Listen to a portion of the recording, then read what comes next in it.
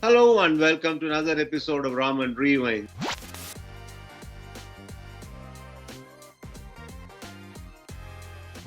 In this episode, I'm going to be talking about a legend of the bygone era.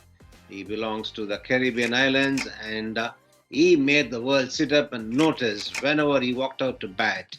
He was an aggressive batter. He dominated the attacks for a long period of time between the period of the mid 70s to early 90s, and such was his dominance that bowlers of his era, when asked as to how they planned when they bowled him, they just said that we bowled and hoped that he would get out. Such was his mastery and such was his dominance for a long period of time. Yes, by now I'm sure that you would have guessed as to who it is that I'm going to be talking about. The moment you talk about Caribbean islands and you talk about aggressive batting and you talk about domination at the crease, the one name will obviously come to your mind, that of Sir Isaac Vivian Alexander Richards. Yes, he was the original king. These days, cricket fans in the subcontinent or in other parts of the world refer to Kohli as King Kohli, but King Viv was how he was called by his fans those days. He made his debut in Bangalore in 74-75 and immediately made his mark in international cricket by getting a big 100 in the Delhi Test match in that series. He made his mark internationally in the World Cup final when he shone on the field. He did not make too many runs, but on the field he was a live wire and he was instrumental in effecting 3 runouts and ensuring that West Indies won the inaugural World Cup edition. And then, of course, in 79, he got a fantastic 100. He overshadowed a brilliant innings from Collis King, but still, that is what he did right through his career. He overshadowed some brilliant players who played alongside him: Gordon Greenidge, Desmond Haynes, Clive Lloyd even. And whenever we walked out to bat, the attention was on him. And that was the kind of charisma he had, that was the kind of presence he had.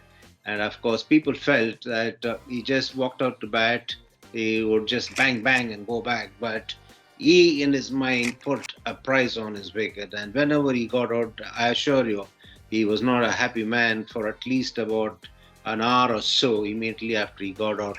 That is a kind of pride that he had. That is a kind of professional and personal pride that he carried within him. And whenever he got out, it would take a lot of time for him to come back to normal. The thing here is that Viv Richards was a fantastic human being as well. I remember long after he retired, and obviously I retired as well, I came across Sir Viv Richards in the Colombo airport, and then we were in different queues waiting in the immigration. We were heading to Chennai. West Indies team was coming over to India, and then I was getting back to Chennai. And then his eyes lit up in recognition. He walked across from the other queue to greet me. And obviously, when a great man is walking towards you, I also sort of walked towards him. We met, we had a chat, and it was lovely. And even though he gave people the impression that he was really a bit arrogant, even with his gait, with his swagger, and with the way he batted, he was a very, very humble man, and he had a lot of time for youngsters, and he would impart whatever knowledge that he could. It is, in a way, an irony that Viv Richards was considered arrogant. It is not arrogant, it is just that for him, cricket meant a lot. For him to excel was everything in life, and that's the way he was. Talking of his inherent quality to excel consistently, I would like to bring out one particular incident here. It happened to be in my debut test game, and Kapil there got a brilliant 100. It got overshadowed by Hirwani's 16-wicket record-breaking effort. But Kapil Dev, just after lunch, I can't remember which day it was, obviously one of those sessions after lunch, and Kapil Dev nudged the ball to a square leg. Viv Richards with a short mid-wicket, And Viv was really good on the field, make no mistake about it. And Viv felt that Couple was not going to go back for the second, but Couple there, well, as he was crossing with his partner, Ajay Sharma said in Punjabi, he'll go back for the second. And Couple, of course, is a brilliant athlete as well. And Couple stole a second under Viv's nose, and Viv was not pleased. And for the rest of the day, Viv was really firing it into the keeper because he could not accept the fact that somebody could steal the second run under his very nose. And that's the kind of pride that he carried, that's the kind of pride that he played his cricket with. A lot of people felt that he was just all about hitting the ball across the line, but it was not. He had terrific technique as well. His technique was good.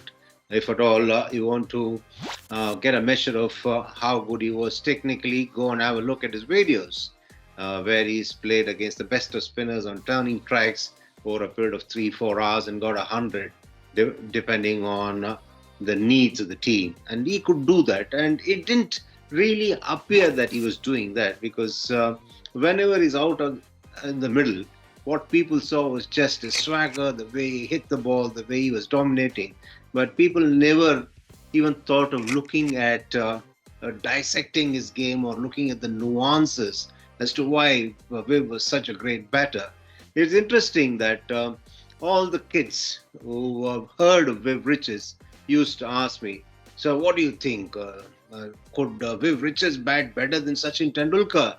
Of course, Viv Richards was unique, and Viv Richards was the man to show everybody else as to what domination is all about when you got a bat in your hands.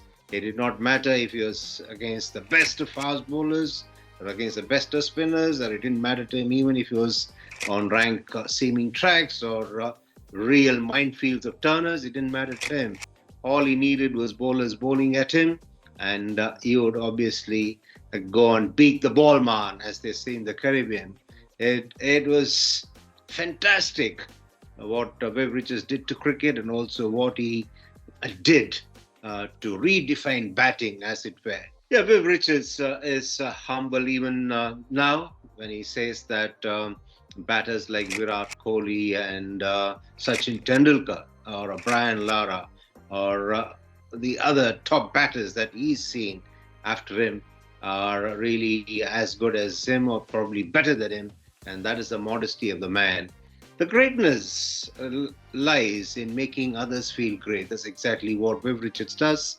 And thank you, King Viv, for all the entertainment that you provided. Of course, it was with mixed feelings that people got onto the field when they played against him. On the one hand, they wanted to admire the way he batted, but on the other hand, you would ensure that your team was always looking to catch up the West Indies side on the field. But nevertheless, as I was saying, thanks King Viv for all the entertainment and for all the inspiration, and for all that you did to cricket and to West Indies cricket. On that note, I'd like to wind up this episode. And until I catch up with you next time, be good and stay safe.